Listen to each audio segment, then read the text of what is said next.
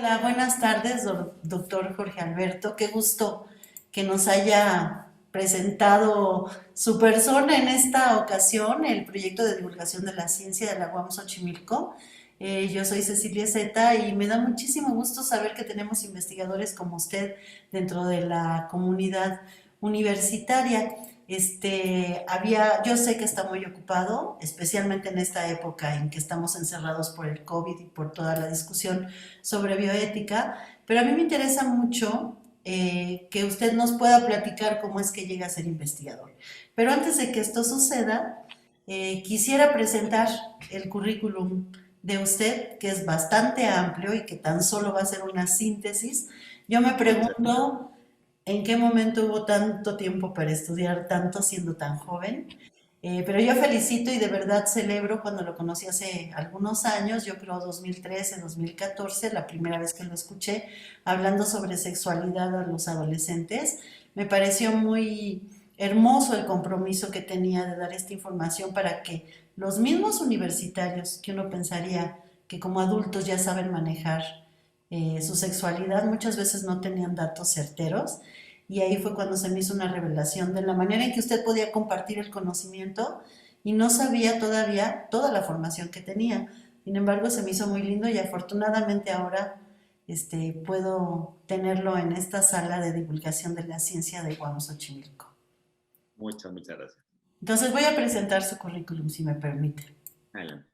El maestro Jorge Alberto Álvarez es profesor investigador de la UAM Xochimilco. Está en el Departamento de Atención a la Salud. Él de formación es médico cirujano y tiene varias especialidades. En bioética fundamental, en bioética clínica, en ética de la investigación biomédica y psicosocial, en bioética y un doctorado en bioética y un postdoctorado en bioética. Esto solamente hablando de bioética. También tiene maestría en Historia de la Ciencia, maestría en Biomedicina Molecular y doctorado en Neurociencias. Pero además, en el ámbito de la sexualidad, tiene una maestría en Sexualidad Humana que está acreditado por FLACES como especialista en sexología clínica y especialista en educación sexual.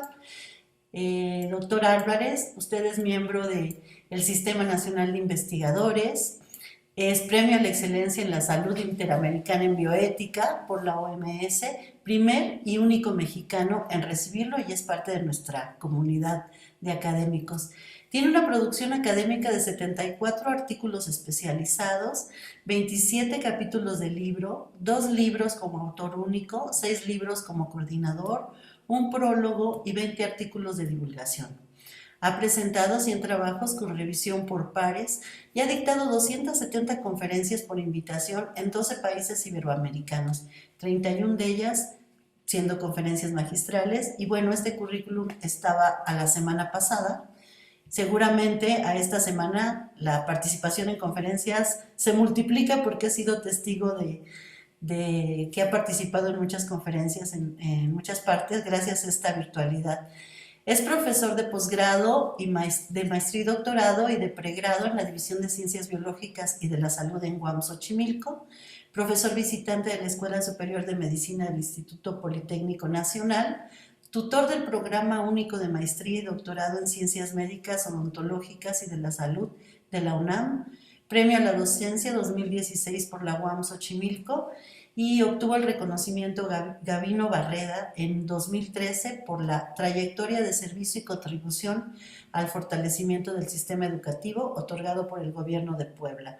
También forma parte en comités de bioética, es el presidente del Comité de Ética de Investigación, CEI, de la División de Ciencias Biológicas y de la Salud de la UAM Xochimilco, miembro del Consejo de Bioética de la Ciudad de México, vocal del CEI, de CMN, el Centro Médico Nacional 20 de noviembre del ISSSTE, miembro del Comité de Ética de la Federación Mexicana de Educación Sexual y Sexología y vocal externo del Hospital Pediátrico de Iztapalapa.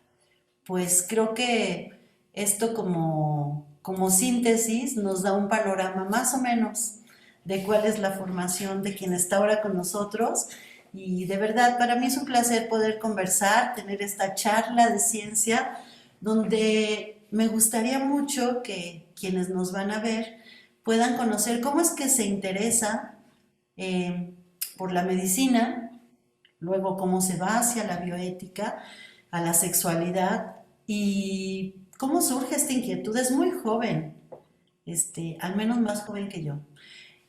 Pues con el currículum le pesan a uno los años, pero yo me siento muy entusiasta todavía. Así que Sí, muchas gracias, muchas pues yo gracias. felicito por toda esta trayectoria, pero ahora compártanos, ¿cómo es que se interesa por este ámbito de la salud, la medicina, la ética, bioética? El micrófono es de usted. Muchas gracias. Pues yo creo de verdad firmemente que algo que de hecho tengo por ahí escrito en el último libro que publiqué en la UAM, que es sobre neuroética, eh, preguntarse qué hace que los humanos seamos humanos. Yo apuesto en ese libro muchas cosas y uno de los ejes que tengo ahí es que es el lenguaje. Pero el lenguaje tiene una cosa muy curiosa porque filogenéticamente en la evolución la especie humana crea el lenguaje, pero cuando nacemos ya las personas individuales, ontogenéticamente el lenguaje nos crea un poquito a nosotros.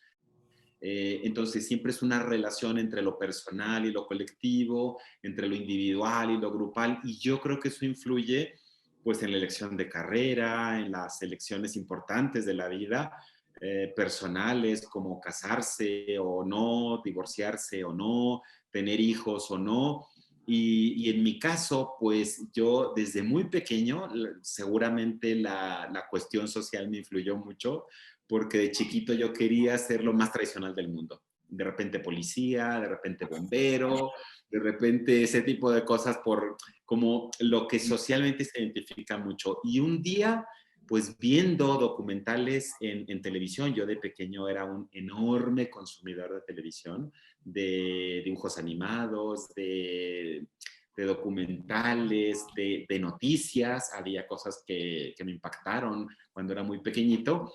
Y bueno, pues descubrí que en salud, en medicina, se pueden hacer muchas cosas y me llamó desde entonces, yo estaba en la primaria, si acaso, me llamó mucho la atención la idea de estudiar medicina.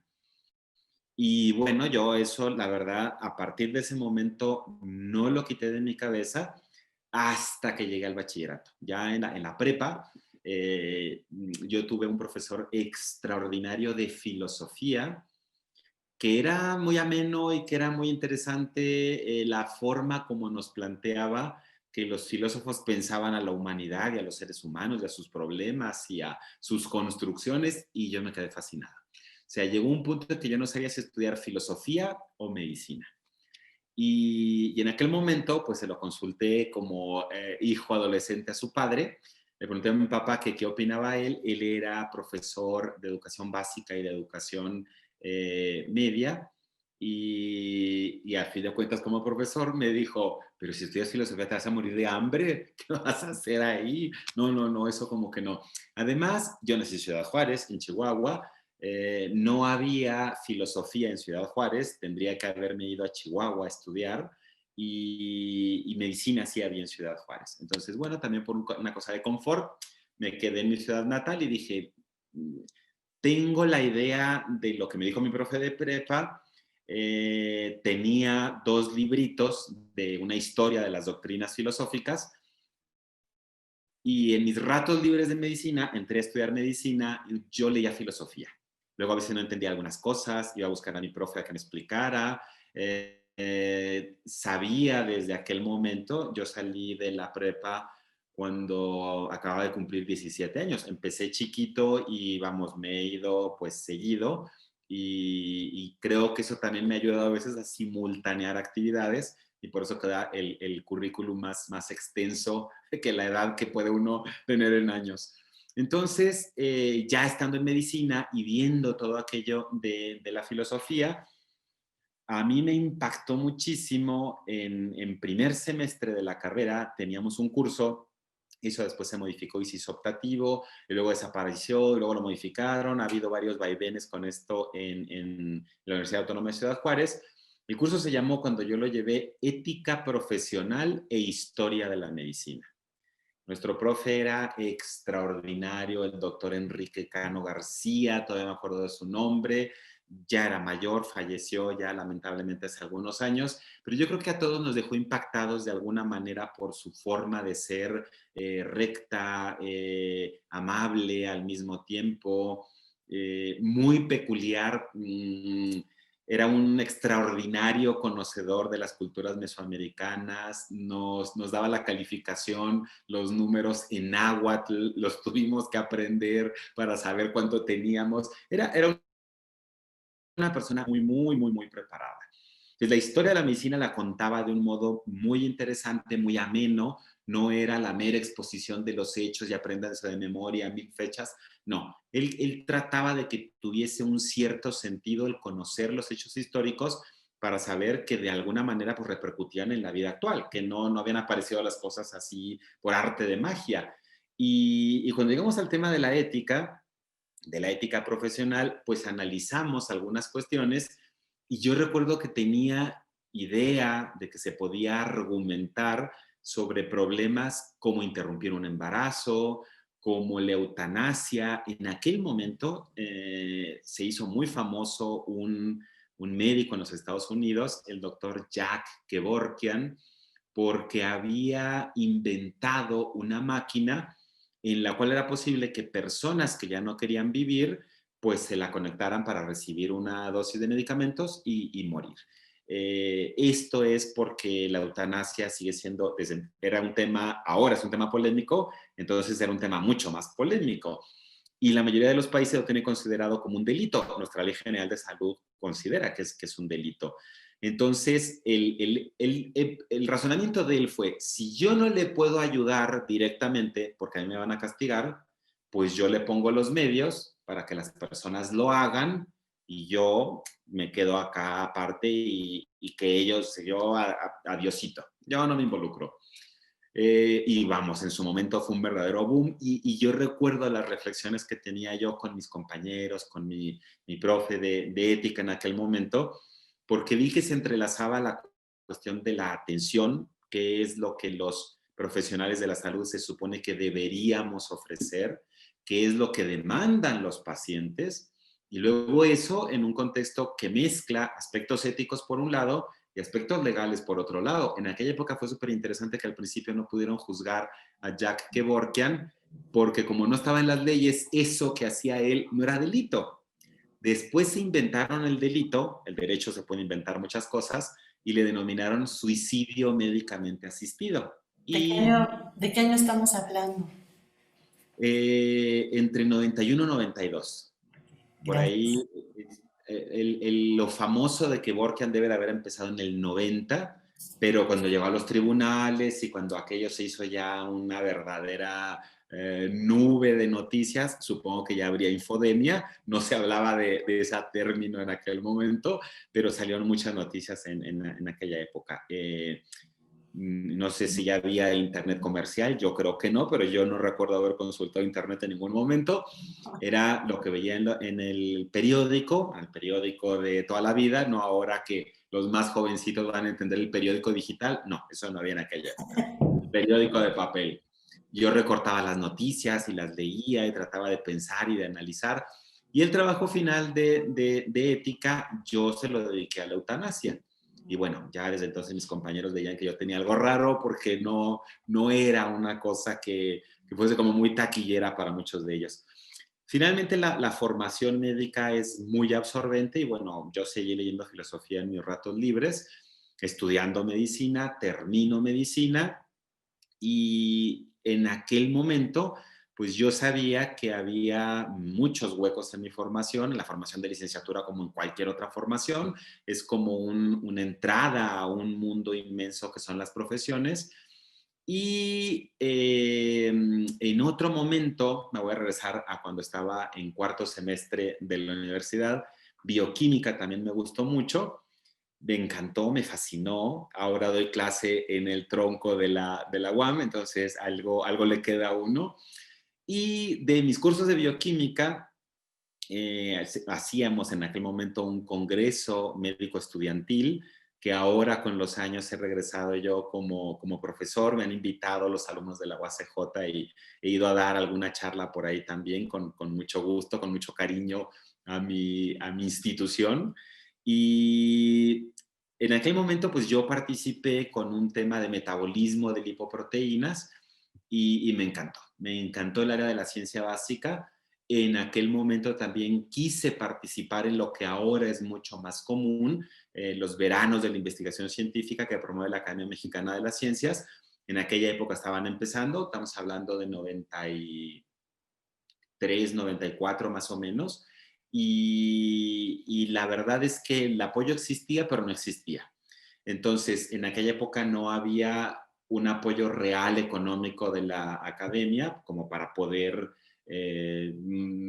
cambiar de sitio de residencia para estar las 7 semanas con el investigador, pero yo tenía el apoyo de mi familia y tampoco había apoyo institucional como para decirle a uno, sí, vete. Entonces yo cuando planteé en mi institución que me quería ir, me dijeron, pues si quieres vete, pero si faltas un mes aquí repruebas. Así que tú sabes. O sea que fácticamente me dijeron que no. Total, que nunca fui. Ya había hecho yo el acuerdo con un investigador que en ese momento era muy importante, que estaba aquí en la Ciudad de México, ahora está en Guadalajara, y pues finalmente no pude. Y me quedó por ahí el gusanito, y cuando terminé la licenciatura, pues tuve la oportunidad de empezar esa maestría de biomedicina molecular y fue un mundo maravilloso el sumergirme en la ciencia básica y el entender muchas cosas, el ampliar muchas cosas. Recuerdo muchísimo que uno de mis compañeros, a mí ya me empezó a llamar la atención esta situación de lo interdisciplinario, porque yo había estudiado medicina, pero había una psicóloga y además había otros médicos con especialidades. Yo estaba casi recién salido de la carrera, había químicos, entonces era muy interesante la forma como desde las diferentes formaciones podíamos de ahí de alguna manera cruzar conocimientos. Entonces yo me sentí muy enriquecido. Uno de mis compañeros era el coordinador de la licenciatura en química de la UACJ, que tenía una reciente creación. Y me dijo, oye, ¿por qué no nos acompañas pues como profesor en alguna asignatura que vayas empezando? Pues yo encantado.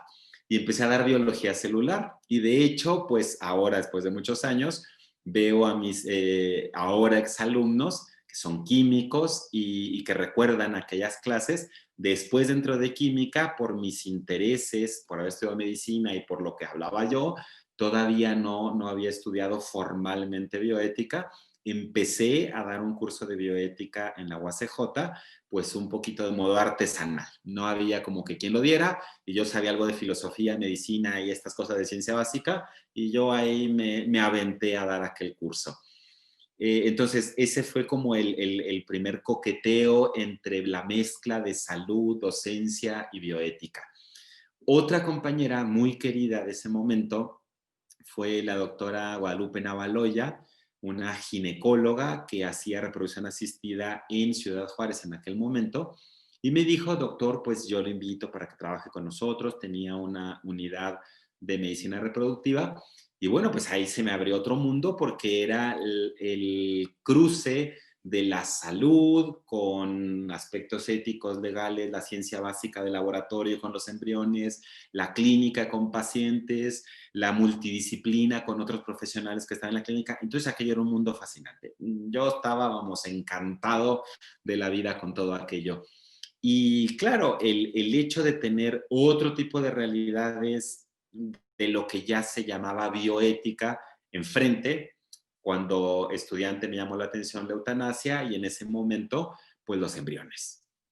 Una cosa que yo quise en aquel momento hacer mi tesis de la maestría de biomedicina molecular, buscando una caderina, que es una proteína de membrana en los embriones, fundamentalmente para ver si había alguna razón por la cual cuando se transfieren, cuando se vuelven a poner en el útero de la mujer, no se implantan y muchos se pierden.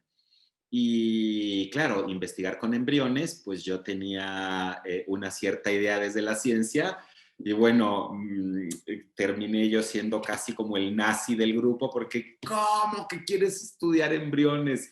Yo decía, pero es que si de todas maneras había en ese momento una clasificación muy importante por características morfológicas, A, B, C, D, E. Entonces, cada clase de embriones tenía una cierta probabilidad de que se implantara. Los clase A era casi seguro si no había algún factor endometrial, algún factor en la mujer que se implantaran, pero los clase D estaban tan malos, eran de tan mala calidad que no se transferían. Había discusiones si se transferían o no, pero éticamente la recomendación, que ya había cosas de ética en aquel momento de sociedades profesionales internacionales, decían, bueno, no tiene caso que la mujer se ilusione de que probablemente se va a embarazar si se sabe que no tiene calidad biológica como para implantarse. Entonces, mi hipótesis era que ese grupo de embriones no tenían la proteína. Yo traté de defender el proyecto, me dijeron que no, que no, que no, y al final yo dije, es que es más ético hacer investigación que votarlos, porque de todas maneras se van a desecar. Y el contraargumento fue, pues tú dirás lo que quieras de la ética, pero no es legal. Y en ese momento, como muchos profesionales de la salud, pues otro hoyo negro que tenía en la cuestión legislativa. Y yo dije, pero ¿cómo que no es legal? Entonces me fui a la Ley General de Salud y claro, no era legal. O sea, terminé buscando la caderina en endometrio y tuve que hacer otra serie de ajustes, pero me quedó aquella enfrentamiento teórico y práctico en que yo decía, bueno, pero ¿cómo es posible que algo que puede ser ético, luego la ley dice que no? Y luego, claro, ya con los años y ahora a estas alturas de la vida, puedo decir, para cuando nos escuchen esta charla, que hay diferentes visiones de la ética, diferentes visiones del derecho, y luego por eso las sociedades somos complejas, porque no es un solo tipo de pensamiento. Entonces, teniendo todas esas combinaciones, pues en algún momento también se me atravesó dentro de la clínica, en este centro, los problemas en la vida sexual que tenían las parejas. O sea, fue una cosa que se fue relacionando con otra. Por eso yo creo mucho, teóricamente lo he estudiado después y por experiencia de vida, no solamente en la la interdisciplina, sino también esa aspiración, para mí es una aspiración a la transdisciplinariedad. Entonces, cuando vi el discurso UAM Xochimilco, el documento Xochimilco y todas estas cuestiones, yo dije, hombre, es que aquí sí saben, aquí esto es lo que todo el mundo tendría que estar viendo, porque además siempre encuentra uno este tipo de cruces. Entonces, por eso estudié sexualidad y en aquel momento, bueno, lo que tuve que ver fue fundamentalmente la sexualidad en parejas infértiles y bueno, tenía que tener la decisión si hacía el doctorado o no y en qué. Y cuando me decidí, pues traté de juntar todo esto y el doctorado en bioética, que fue el primero, luego ya venían otras cosas que fui ahí simultaneando, fue mi tesis sobre donación de embriones en América Latina. Entonces ahí ya tuve pues más herramientas para poder hacer una parte quanti, una parte quali y además pues también tuve la fortuna de tener beca con ACID, entonces me pude ir a Madrid con uno de los bioeticistas más importantes del mundo, se llama Diego Gracia, ya está jubilado, pero sigue muy activo. Eso me encantaba también, de él era súper trabajador en todo sentido, súper consecuente, porque yo me movía en metro, evidentemente en Madrid, y yo veía a mi sensei de la bioética, él iba y venía en metro, él estaba convencido que mientras uno pudiera utilizar transporte público era mucho mejor que utilizar un coche privado por la contaminación, el consumo de estos combustibles fósiles, el calentamiento global. Tenía toda una argumentación de por qué era mejor subirse al metro. Y él se subía al metro. Bueno, es un hombre extraordinario. Entonces, cuando terminé el doctorado, digo yo, regresé al país, y así literalmente con una mano adelante y otra atrás, buscando mi lugar en el mundo y en algún momento del doctorado había yo ya visto este plan pues educativo de UAM Xochimilco cuando me dieron el premio de bioética. La Organización Panamericana de la Salud hace una ceremonia especial para la entrega de esos premios porque es para todo América, la hace en Washington, y en aquel momento coincidió con una reunión que tuvo que ir el coordinador del doctorado en salud colectiva de aquel momento, que era nada más y nada menos que Edgar Jarillo. El doctor Jarillo, que ahora está en la portada de Enlaces por ahí. Bueno, no sé cuándo vaya a salir esto, pero para cuando salga regresen a buscar el volumen donde está Edgar Jarillo en Enlaces Xochimilco. Y bueno, tuve la oportunidad de hablar con él. Hicimos, me parece que muy buen clic. Él había hecho su doctorado en Barcelona, yo estaba en Madrid, coincidimos ahí en Washington, y pues yo con la mirada un poco en la UAM Xochimilco. Era más a correo electrónico, no tanto la llamada por la diferencia horaria y estas cosas. Entonces mandé pedir información y todos los profesores muy ocupados, y aunque leyeron el correo, después me enteré con el tiempo, pues en ese momento como que la persona que me pudo contestar fue la doctora Carolina Tettelboim. Entonces, Caro Tettelboim, ahora coordinadora del doctorado en salud colectiva, me dijo, bueno, sí, aquí tenemos oportunidad de estancias postdoctorales y aquí está la página, léete los requisitos, muy amable, muy atenta, igual que Edgar, bueno, maravilloso todo. Entonces, para cuando terminé el doctorado y los papeles y esto y lo otro, empecé con la tramitología y resulta que en ese momento, si es que la vida me ha tratado muy bien, no me puedo quejar. En ese momento tenían un proyecto sobre opiniones de problemas éticos en estudiantes de ciencias de la salud.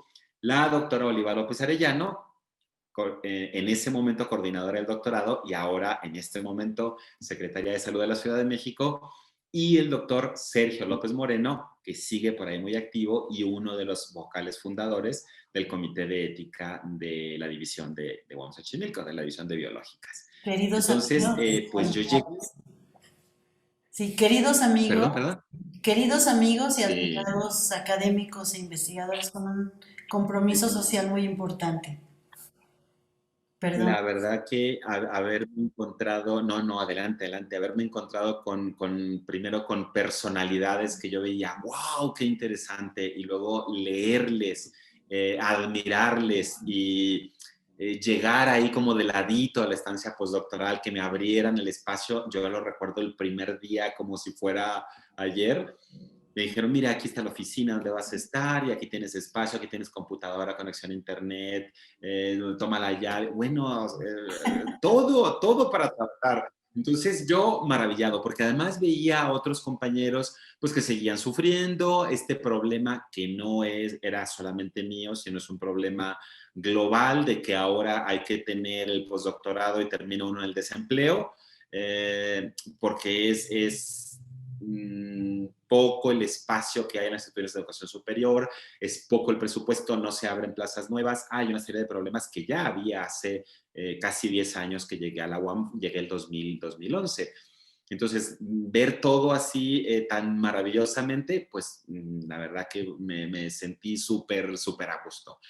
Y ya estando en la UAM, pues cosas dentro, esto es más o menos como la formación esta del currículum, de cómo se conjuga lo que yo decía al principio, lo histórico, cómo de alguna manera lo configura uno, y cómo yo buscando y encontrando podría haberme ido a buscar otro lado, pero en mis intereses personales, pues coincidieron esta serie de personalidades, programas, espacios y aterricé en la agua. Entonces, paralelo a todo esto, como yo recordaba que de pequeñito me había gustado la medicina y que me llamó la atención la ética y la bioética por Kevorkian y por los problemas de aquel momento, pues yo desde siempre fui un entusiasta, difusor, se podría decir, al menos empírico, no formado en ello, de temas de ciencia, de temas de conocimiento, de temas de reflexión, de temas que buscan el diálogo para que nos demos cuenta que no tenemos nunca toda la razón, que la razón nos asiste un poco a todas y a todos, y que solamente cuando reunimos varias perspectivas podemos llegar a un mejor horizonte. Ahora ya le pongo otros nombres, pero en aquel momento yo tenía el mismo convencimiento. Entonces, yo participé en ese congreso, que participé primero como estudiante, después fui uno de los organizadores, Después, todo lo que podía participar como para llevar algo de algún modo a la comunidad desde estudiante, yo participaba. No las tengo ahora porque las debería haber sacado, pero luego las puedo buscar a ver si las hago llegar. Recuerdo, por ejemplo, que en aquel momento había centros comerciales que para el periodo en el norte es un poquito más taquillero hablar de Halloween que hablar de Día de Muertos. Entonces es muy común esto de que los niños se disfracen de los dulces y todas estas cosas más agringadas, decimos allá en la frontera. Y bueno, invitaban los centros comerciales a las instituciones de educación superior y de medicina, pues yo iba. Entonces poníamos ahí un stand para interactuar de alguna manera con los niños y lo que en un momento yo creé como idea fue a inspiración de una compañera, Margarita Rubalcaba, que espero que en algún día vea esto y que vea que me acuerdo de ella. Ella trabajaba, era muy, muy original, como payasita en fiestas infantiles. Era súper movida, era un torbellino la Margarita. Y yo la apreciaba mucho y entonces a mí se me ocurrió, oye, pues, ¿qué tal si yo era en ese momento representante de los estudiantes en el consejo de la universidad? Me metía en todos lados desde siempre. Y entonces por eso me hablaban a mí. Le dije a Margarita, oye, ¿qué tal si te disfrazas y pues nos ayudas para poner el stand? Y me dijo, no, yo sola no voy a estar ahí en medio de todos. Si se disfrazan ustedes, o sea, nuestro grupito de amigos, sí le entro. Pues nos disfrazamos. Entonces nos disfrazábamos de payaso. Después, en otros días, el Día del Niño, yo me disfrazaba de payaso y le llevaba dulces a los niños que podían en el hospital, cuando era estudiante, cuando era interno. Recuerdo un profesor de mi profe de urología, el doctor Puga, que llegó a clase y yo pues me estaba quitando la nariz y todo para sentarme, no alcancé a quitarme el traje de payaso, pero como estábamos ya en la facultad, pues no había necesidad de tener el uniforme blanco.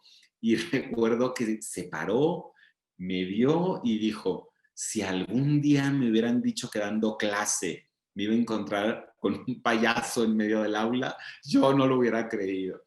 Entonces, la verdad que siempre me llamó mucho hacer este tipo de actividades y dentro de las posibilidades limitadas de recursos en todo sentido, pues hacíamos lo que podíamos. Entonces, después con la sexualidad eso me abrió una puerta enorme para dar charlas en educación básica, media básica y media superior en Ciudad Juárez, participar con varios grupos todavía también en Ciudad Juárez y creo que eso me ha ido ayudando a lo largo de los años el tener como diferentes temas de dónde sacar datos, argumentos, diferentes públicos que lo mismo eran chiquitos de educación básica para una charla de sexualidad, que gente que no necesariamente tuviese alguna formación en una ONG, que estudiantes de educación media superior que a lo mejor podían entusiasmarse para estudiar algo que a lo mejor no conocían. Entonces, ir como cambiando todas estas posibilidades y ajustándolas, adaptándolas, pues ya para cuando llegue a la UAM, también igual busqué involucrarme de alguna manera y no sé cómo terminé con los compañeros de orientación, de alguna manera llegué a ellos y ellos llegaron a mí de orientación educativa.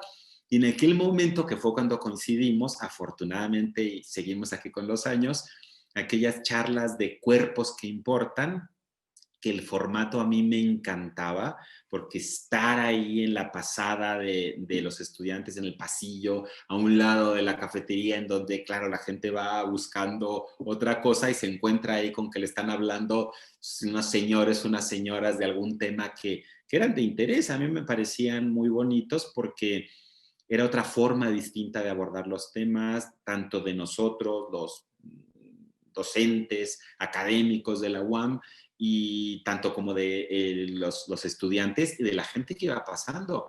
A mí me tocó varias veces de estos fenómenos de que se mete alguien y para llegar de calzar el hueso a llegar a las bombas. y se paraban ahí y escuchaban y preguntaban y interactuaban. Entonces, a mí me parecía aquella iniciativa muy, muy interesante. Luego algo cambió que ya no continuó y si continuaran yo seguiría si me invitan. Desde luego tampoco soy tan intrusivo, creo, pero así como ese foro he intentado buscar los que ha sido posible, pues para llevar lo que creo que puedo compartir de alguna manera con estos intereses en bioética.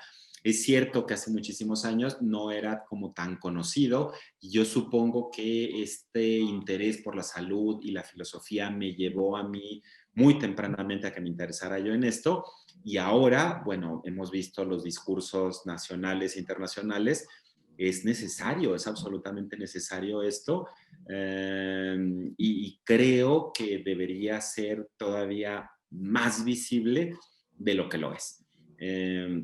Hace poco, y tengo un pendiente con mis queridos compañeros del programa de nutrición, que están armando una maestría en nutrición, y pues precisamente el ex director de la División de Ciencias Biológicas y de la Salud, Rafael Díaz, está en ese grupo y dijo, bueno, si creemos que es importante esto de la bioética, pues vamos a hablarle a Jorge Álvarez, a lo mejor él ahorita está de presidente en el comité, él nos da alguna idea y tengo por ahí pendiente de temas y la justificación de la inclusión de estos temas, sobre todo de ética en investigación, enfocados a una maestría en nutrición. Entonces espero colaborar por ahí. En su momento también, cuando terminé la estancia postdoctoral, la maestra Rosalinda, que estaba en el Departamento de Atención a la Salud, La jefa de departamento. sí, era la jefa del departamento, pues el primer contrato que tuve yo en la UAM fue como profesor visitante, esta figura que se tiene como para una actividad especial, y la actividad que tuve yo fue, además de que ya quería que me vieran porque podía hacer docencia y todo esto, fue revisar los planes y programas de estudio de la licenciatura en medicina para la inclusión de aspectos éticos y legales. Entonces, la primera oleada grande de temas de este tipo que hubo por ahí, pues fue una propuesta mía. Después, de todas maneras, desde luego se tomó en consideración las opiniones de compañeras y compañeros, se subió a un drive para que opinaran ahí, bueno, esto sí, esto no, el tiempo, esto se puede, esto no se puede, la carga horaria, todos esos aspectos que yo todavía estaba terminando de cuajar, porque el modelo Xochimilco es único en muchos sentidos. Y claro, uno quisiera meter todavía más, pero hay límites humanos, tanto de los profes como de los estudiantes, para tampoco saturarlos excesivamente. Entonces, esto de la divulgación a mí me parece importante, la divulgación con pares, en congresos, con compañeros docentes en otros programas. Me han invitado a veces compañeras de enfermería a dar alguna charla en medicina, en nutrición, en posgrados también. Y en odontología, perdón, en estomatología, yo todavía con otros nombres que no son tan guameros. Y yo voy con mucho gusto, o sea, creo que formalmente la estructura de la UAM se presta para esto. Luego, en la práctica, con la cuestión de las asignaciones y que depende uno de un departamento, esto lo mete a uno medio en una camisa de poca fuerza, pero hay algo de fuerza por ahí. Y entonces a lo mejor no tiene uno todo el juego de cintura para moverse, pero hay oportunidad. Entonces yo trato de moverme por ahí, trato de moverme fuera, en instituciones de salud, a través de los comités, a través de congresos, eventos que terminan haciendo y que me invitan para tratar alguno de estos temas. Precisamente con esto del currículum me estaba recordando esta semana y la verdad que sí fue súper interesante y súper intensa. Lo puse por ahí yo en mis redes sociales, en mi Facebook. Lo bueno dentro de lo malo que estamos viviendo es que en la semana pude estar en Durango, en Zacatecas, en Morelos, aquí en Ciudad de México, precisamente con esta cuestión de la virtualidad, de la distancia, de las aplicaciones para poder convivir con distanciamiento físico, pero con acercamiento psicosocial. Entonces, pues esa es más o menos la trayectoria de educación, divulgación, intereses personales y demás.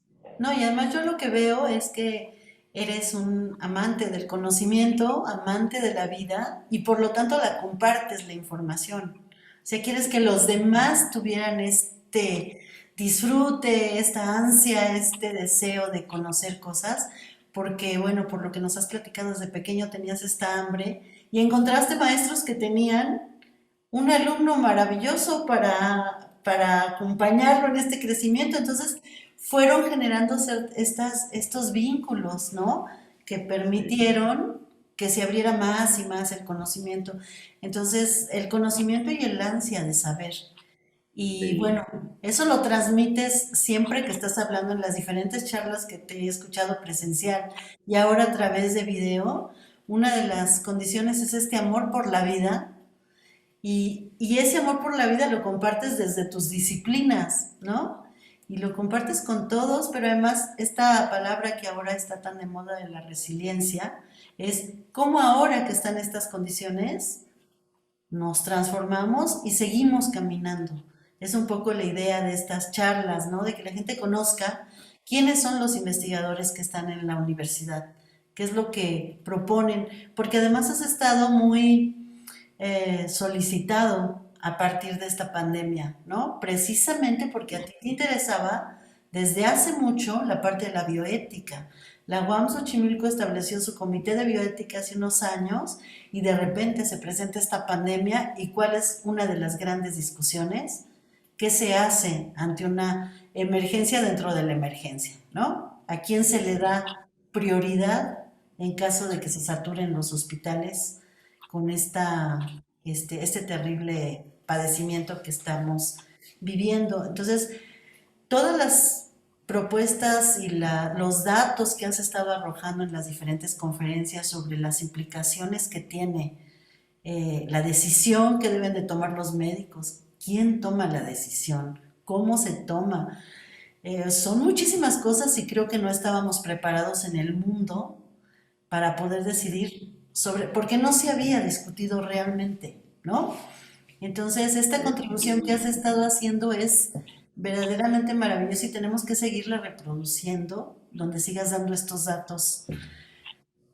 ¿Qué pasa con la vida? ¿Qué pasa con los clones? ¿Qué pasa con los embriones? ¿Qué pasa con aquella persona que se metió en protocolo, tuvo embriones, decide que ya se le pasó el tiempo bueno, más bien se pasa el tiempo y qué pasa con esos embriones? Se van a investigación, se destruyen, ¿por qué sí, por qué no? Son muchas cosas que debemos de poner en la mesa, porque todos estamos implicados en esas consideraciones, ¿no? Sí, sí, Entonces, sí, sí. ¿qué dices ahora en esto que vivimos de la pandemia, que ya llevamos 9 meses y el asunto no hay como una, una cuestión muy optimista de que esto va a transformarse en salud nuevamente, sino que seguimos con la incertidumbre y el riesgo? Sí, yo creo que la historia enseña mucho, por ahí en el currículum está la maestría en historia de la ciencia y de verdad que cuando uno analiza el pasado, uno dice, ya deberíamos de haber aprendido algo, algo nos pasa generacionalmente que parece que se va perdiendo. Yo hago mucho énfasis en este tipo de cuestiones históricas, aunque no vienen muy explícitas, por ejemplo, en los módulos de licenciatura, que trabajo más en procesos celulares fundamentales y en energía y consumo de sustancias fundamentales, siempre creo que el dato histórico es importante Claro. explicitarlo. Creo también que son importantes las cuestiones de género, no lo creo yo, es una cosa que también hemos visto que es importante y que también la pandemia nos ha dado así muy, muy duro con esto.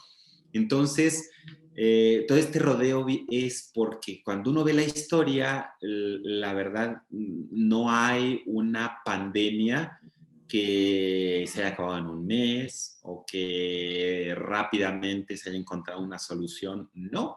La más reciente de estas dimensiones globales pues fue la de hace un siglo, la de influenza. Y claro, cuando se le ponen los años, porque ha habido otras pandemias de influenza en el 57, realmente la previa a esta fue la que tuvimos en 2009, pero ha habido varias, ha habido 4 en el siglo XX, y esa primer gran pandemia del siglo XX se pone 1918-1920, 2 años.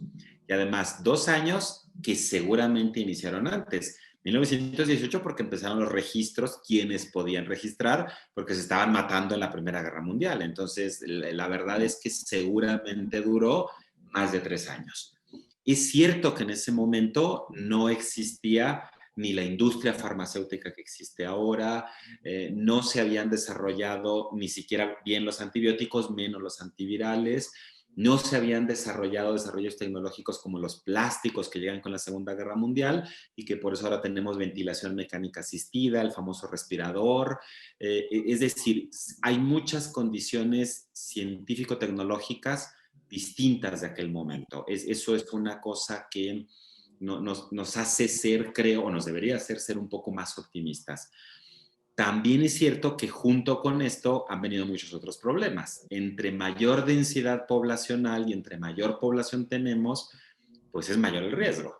Entonces, la población mundial de 1920 no se compara para nada con los más de 7.200 millones de personas que estamos ahorita deambulando en el mundo. Entonces, claro, más personas, más circulación, más medios, más aviones que van y vienen a todos lados.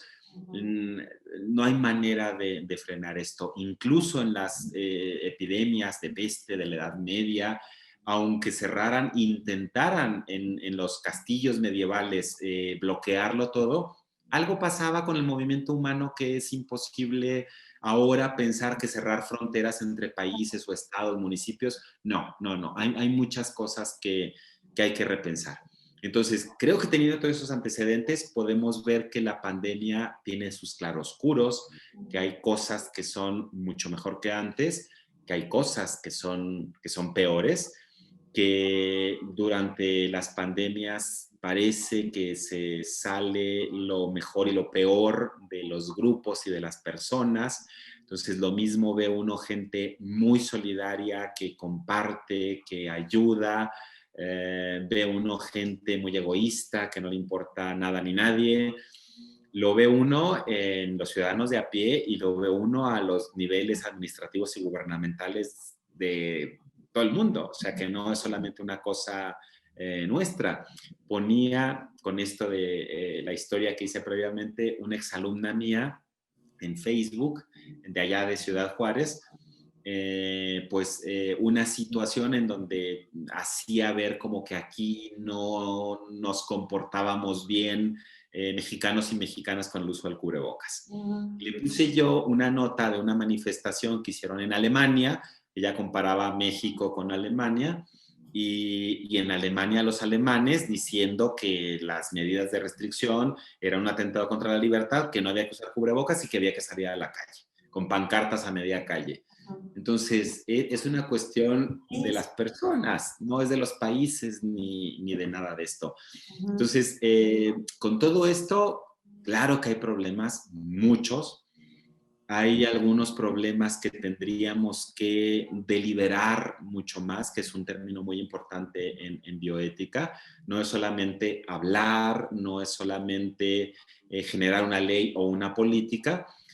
Creo también que se ha abusado, yo intento no hacer tanto el abuso, del apellido público en nuestras políticas. Muchas políticas son pura, mera y netamente política estatal, no política pública. Falta tomar en cuenta a la población, a las comunidades, a que no sea solamente la visión tecnócrata de el experto o el grupito de expertos, porque quien vive todo eso es la ciudadanía, no es solo el grupito de expertos. Entonces, hay muchas cosas que yo creo que son importantes a todo nivel y específicamente en el tema de los problemas en bioética.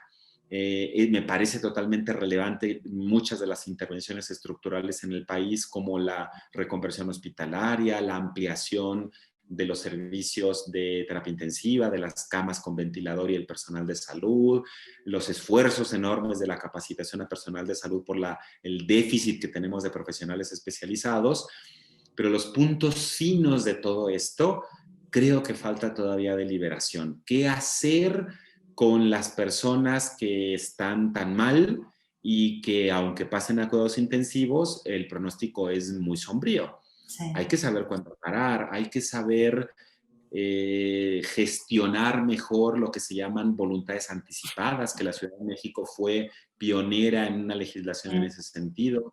Hay que saber gestionar el cuidado paliativo. Paliativo no es solo el paciente que tiene un cáncer terminal y que está No. muriendo, no.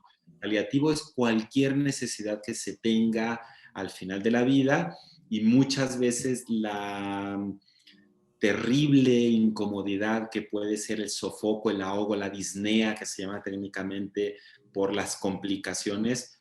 Algo se puede hacer para paliar estos síntomas, y las intervenciones pueden ser disminuir, por ejemplo, el estado de conciencia a través de sedación, por lo menos para que no viva esa angustia del ahogamiento. Hay que saber hacerlo, son temas muy duros que nos estamos enfrentando, y hay que hablarlos. Eh,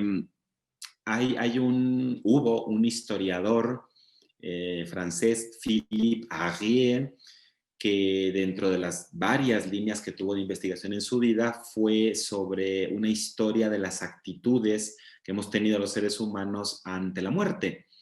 Y él decía que lo que hasta los 60 con la revolución sexual, con el feminismo, los feminismos, se liberó un poco el tabú de la sexualidad, y ahora se puede hablar un poco más distendidamente que como se podía hacer en los 40, pues el tabú recayó en la muerte.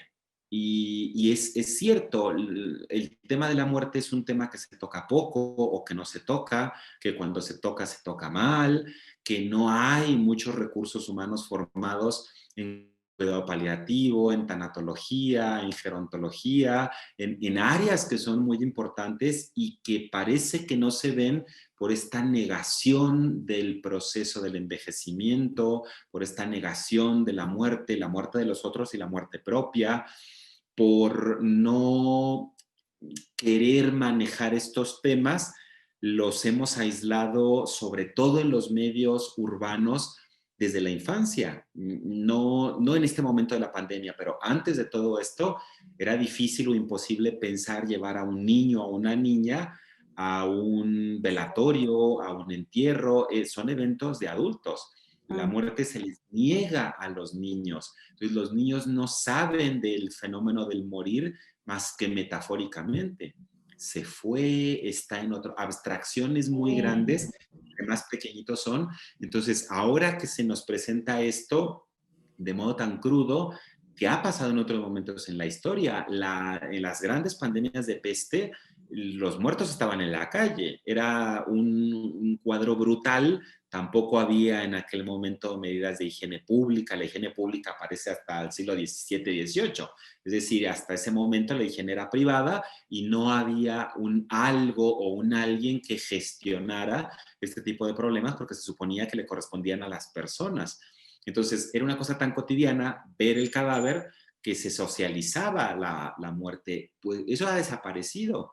Entonces, ahora, en donde tenemos que reconfigurar este distanciamiento con la muerte, ¿qué era lo que pasaba hasta el año pasado? Pues con esta muerte oculta, muchas veces se tenían estas escenas dramáticas, emotivas, en donde más por el arrepentimiento de no haber hecho lo que deberíamos haber hecho cuando la persona estaba viva. Una tía mía, que fue como mi madre junto con mi abuela, ya fallecidas las dos, recordaba un poema de Ana María Rabaté que se llama En vida, hermano, en vida. Entonces hace una serie de reflexiones de que lo que debemos hacer con las personas, con todas, particularmente con las queridas, lo debemos hacer en vida. Es enternecedor probablemente ver pues una lápida muy bonita, palabras preciosas, flores para quien le gustan. A mí no me gustan porque me parece que está bien maltratar plantas innecesariamente. Pues, Y hay mucho que reflexionar en ese sentido. Pero eso ya no hay manera de que la persona a quien va dirigido sea la protagonista de ello. Entonces, en vida. perfecto. Llega la pandemia y entonces dicen, es que no se puede acercar al cadáver por el riesgo de contagio, hay que enterrarlo rápido, no puede hacer la ceremonia como antes se hacía, no puede reunir a las personas por el riesgo de contagio entre las personas. Entonces, teniendo una muerte oculta que le dábamos un pequeño espacio a pesar de lo festivo social. Somos un pueblo muy, muy peculiar en ese sentido. Como somos muy Sí. festivas también, pues claro, el Día de Muertos, que esto se vuelve maravilloso, pero así, con esta metáfora de la vida en la muerte. Y entonces, claro, la Catrina y todo esto está muy bonito, pues porque estamos vivos los que nos ponemos como si estuviésemos muertos, pero no estamos muertos. Entonces, el muerto de verdad es algo que está todavía muy, muy velado. Entonces, la verdad que hay muchos problemas a todo nivel, en eso que es tan profundo, tan cercano, pensar en más de 96,000 lamentables defunciones que hemos tenido en el país, no son solamente las personas, es su entorno No, familiar, son sus amigos, son las personas que les conocen. Yo afortunadamente en mi familia no he tenido un caso así, pero con mis alumnos, con mis exalumnos, con mis sí. amigos, se han enfermado, han muerto. Yo creo que todos tenemos ya esta experiencia.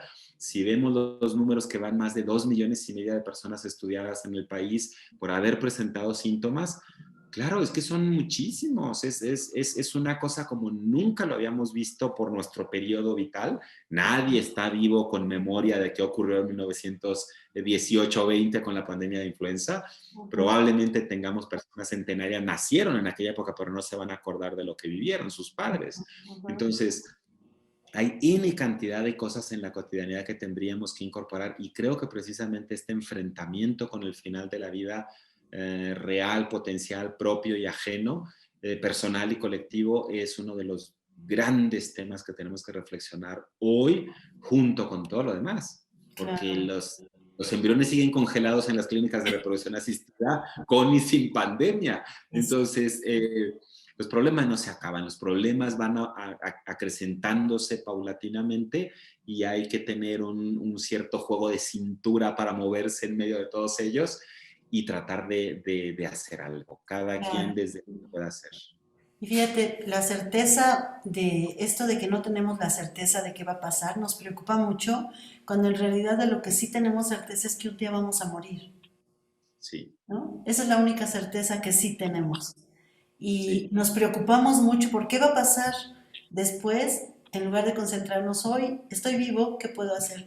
Hay una frase que dice, bueno, decía Eduard Ponset, un divulgador de la ciencia catalana, al cual admiro, y Y, que no de jovencita ni de niña lo conocí ya adulta, pero fue el que me inspiró y que dije, este hombre, qué manera de conversar con aquellos que generan conocimiento.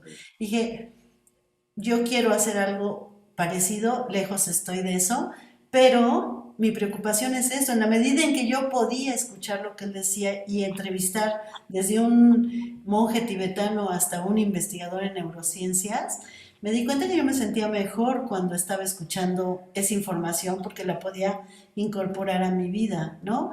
Y él decía en las últimas conferencias que escuché antes de su muerte, decía, hay vida antes de la muerte, vivamos, ¿no? sí, Como sí, dices, sí, totalmente. en vida haz las cosas. Sí, Entonces, sí, sí. bueno, personas como él, personas como tú, que de veras te agradezco esta gran charla donde nos narraste toda tu trayectoria y cómo llegaste al conocimiento, pero además estas otras reflexiones que nos dejan y que creo que da para varios temas a tratar específicamente, ¿no?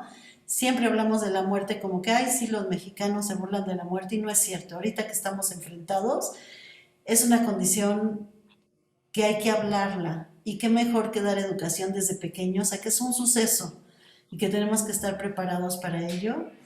y gracias a la información que podamos brindar y en este caso ustedes como investigadores que nos compartan lo que hacen es un verdadero privilegio.